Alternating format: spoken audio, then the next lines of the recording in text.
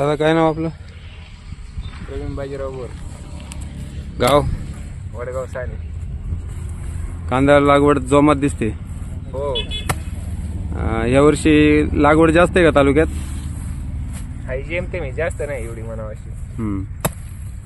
यावर्षी रोप कमी पडल्याचं काही शेतकरी बोलत होते. हो आहे ना, रोपांचा उतारच कमी झाला यावर्षी पावसामुळे.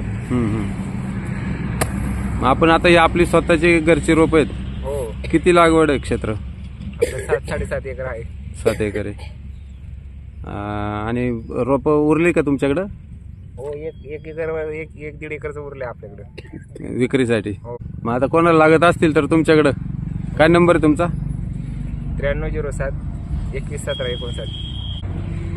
यावर्षी तरी अंदाजे 5 ते 10,000 रुपयापर्यंत सारा गेला पाहिजे. एकरी जवळ 20-21 पर्यंत येतो रोपाचे पैसे. गेल्या वर्षी म्हणजे आता कांद्याला भाव चांगला आहे. हो, त्यामुळं लागवड वाढेल असं वाटते का?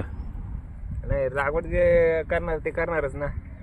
पण जे काही नाही करत भाव जास्त असल्यावरती रोपांना, ते दुसरे काहीतरी पीक करतात. मग नाही, पण आता कांद्याला मुळात मार्केटमध्ये पण भाव चांगला मिळाला. नाही, पण कांद्याला जरी भाव आहे, पण रोपाचा भाव परत बाकीचा भांडवल जर विचार केला तर एकरी जवळ 50-60 हजारावरती खर्च जातो कांद्याचा. त्यामुळे करणारे बहुतेक शक्यतो विकत घेऊन करायला मागत नाहीत रोप. घरचीच रोपं टाकून शक्यतो कांदे करतो. त्यामुळे मग आर्थिक बजेट ढासळत नाही माणसाचं. यावर्षी किती बाजार मिळावा अशी अपेक्षा आहे? जेमतेम 250 रुपयापर्यंत तरी बाजार राहिले पाहिजे टिकून.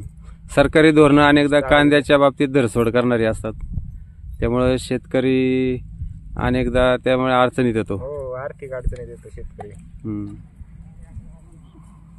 काय सांगाल सरकारला? काय नाही, हाय भाव व्यवस्थित टिकून ठेवा. जास्त वर नेऊ नये, जास्त खाली आणू नये. आणि एकसारखा भाव टिकून ठेवले तरी सगळ्यांना एकसारखं हे होतं, उत्पन्न येतं आणि करणाऱ्याला उत्साह राहतो. बाकी दुसरं काही नाही.